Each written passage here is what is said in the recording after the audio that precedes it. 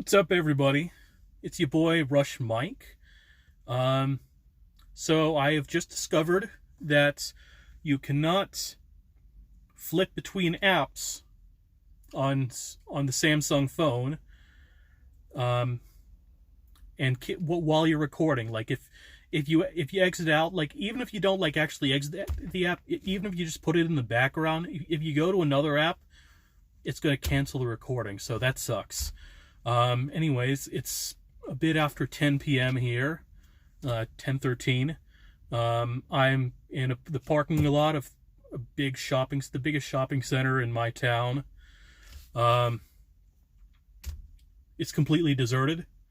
Um, there's a grocery store there that's usually open 24/7. But with coronavirus, it's been closing at 10.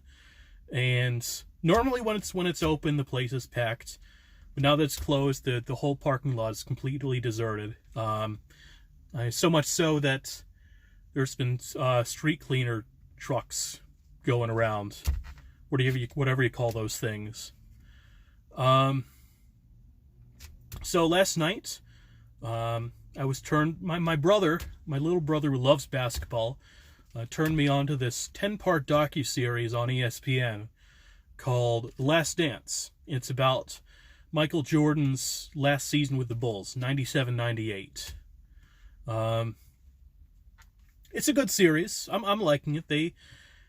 Michael Jordan appears in talking heads for much of the series. So last night it was just 2 episodes out of 10. So over 5 weekends, they're going to show 2 episodes, an hour per episode. So it's going to end on, I think, May 17th or whatever weekend whatever Sunday that is that weekend. So that's all going to go on while we're at home with the coronavirus. That's something to watch. I like it so far. It kind of plays out like an ESPN 30 for 30, except it's in 10 parts. I've also started watching this show called Peyton's Place. Is it Peyton's Place or Peyton's Places? It's a show hosted by, it's a talk show hosted by Peyton Manning, and he interviews various people in the NFL. I think there was one episode with Tom Brady and one with Mike Ditka and one with Joe Montana, something like that. So it's a pretty cool series. Peyton Manning's he's a really great personality, much more so than Tom Brady. And I'm not just saying that because he's on the Patriots. Speaking of teams I hate, I'm wearing the Tampa Bay Rays hat. I wouldn't say I hate the Rays. I can't take them seriously. I just don't have any respect for them. I mean, they're a decent team on the field, but their organization just sucks. I mean, they've had a few playoff appearances and one pennant, but like just the whole management of the team. I mean, the worst part of it is they're playing in fucking St. Petersburg, not even Tampa, in St. Petersburg, a good hour from Tampa. This shitty stadium that looks like a circus tent. It seats 25,000, which is the smallest in Major League Baseball. And it's just got these catwalks, these structures, the ceiling, and they're pretty low. So a batter can hit a fly ball that would be an easy home run in any other park. It just hits off the catwalk and it can drop into the outfield and be caught for an out. Like, it's absolutely embarrassing to call that a Major League Baseball stadium. I mean, think of, parks like Yankee Stadium, Fenway, Wrigley, absolute gold standard for ballparks. And you've got fucking Tropicana Field, and it's turf. That's another thing. It's turf. Like, baseball players hate playing on turf. Let's see what else is going on. So I watch a lot of cartoons. Have for my entire life. Favorite cartoon would have to be The Simpsons, which, interestingly, it aired like 2 or 3 weeks before the first episode, not including the Tracy Ullman shorts. The first real episode of The Simpsons, it aired 2 or 3 weeks before I was born. It aired in 1989. I was born in 1990, so yeah. It's been around for longer than I've been alive. And people are saying The Simpsons is declining in quality. I think it's a very short-sighted way of looking at it. There's still I watched the new episode of The Simpsons last night. It still has some quality jokes. The problem with The Simpsons is that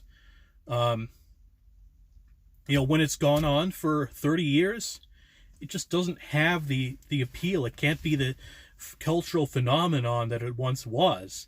That doesn't mean it's a worse show. It's as good as it's ever been. It's just, the novelty is worn off.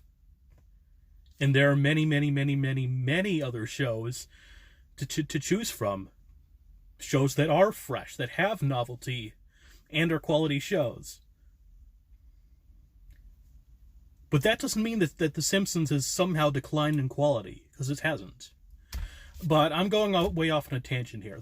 On the subject of cartoons, there's a channel, a YouTube channel, the Mysterious Mr. Enter, and I'll leave a link to his channel in the description box.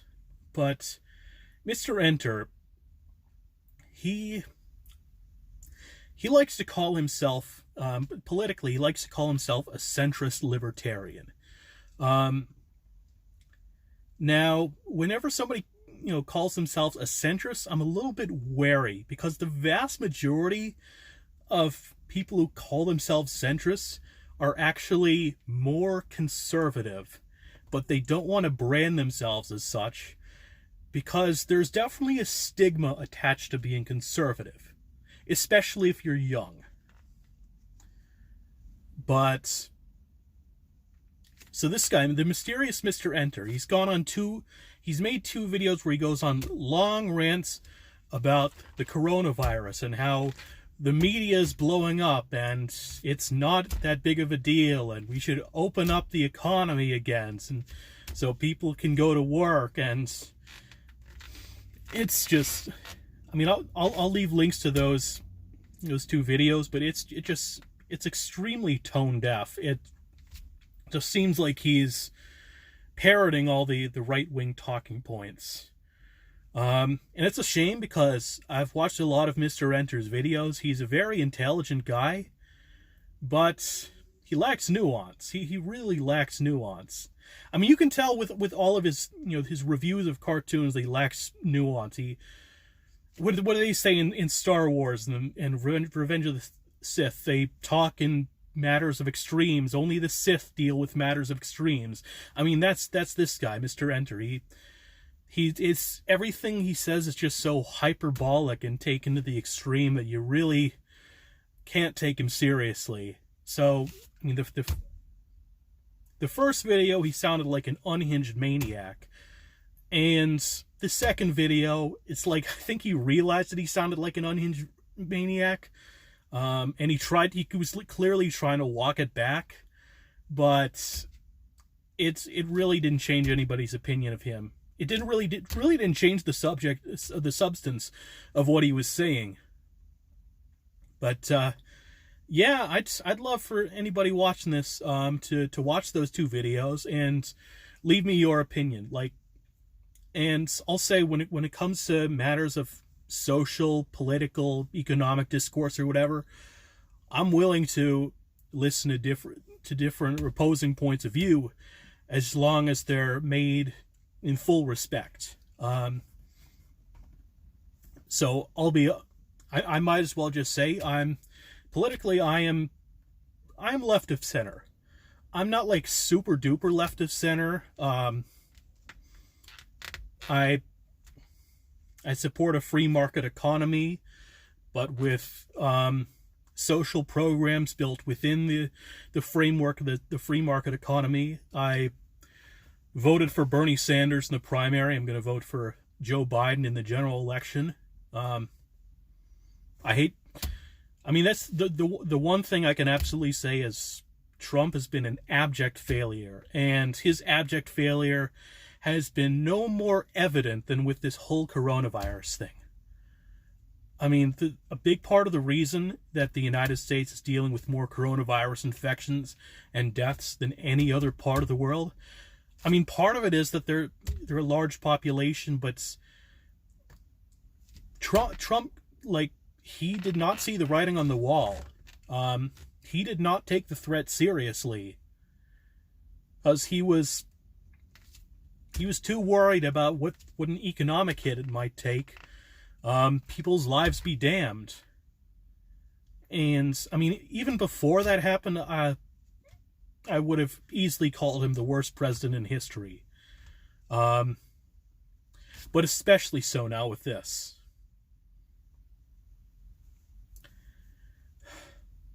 And I don't want to go too long with it, because the longer I talk about Trump's failures, the longer everything just seems totally bleak.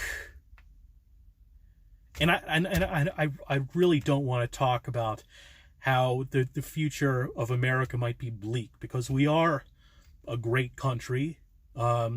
We've survived a whole lot of bad shit in our history: wars, depressions, diseases, racism, and we've come out of it stronger than ever, the strongest country in the world.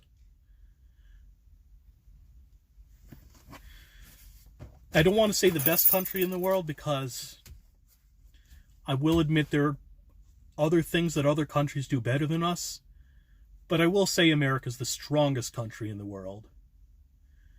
Probably the most industrious country in the world. Yeah, that's pretty much all I have to say about the matter. What else is there to report? My gout's getting a little bit better. Still feels a bit warm to the touch. So what do you call this? Is it the radial nerve, the ulnar nerve? It still feels like the inflammation is encroaching upon that nerve, but it's not as excruciatingly painful as it was before. It always gets worse, like, late at night, and that affects me the way I sleep, so I'll just see how it goes. I'm sure it'll be better than the last few nights. Because I was just thinking, I really want to just, like, go to the nearest brick wall and get my baseball glove and throw the ball off the wall and field grounders. And one thing I like to do, because I played first base and third base, is I like to throw the ball at an angle off the wall, so I can field forehands and backhands. Because after a few reps of just fielding the ball right in front of you, that gets kind of boring. So you want to mix it up and challenge a bit. I cannot wait till my right elbow heals to the point where I can actually throw a ball with some sort of velocity. So that'll be it. Everybody take care of yourselves. Stay safe. Do not listen to the uninformed Mr. Enter.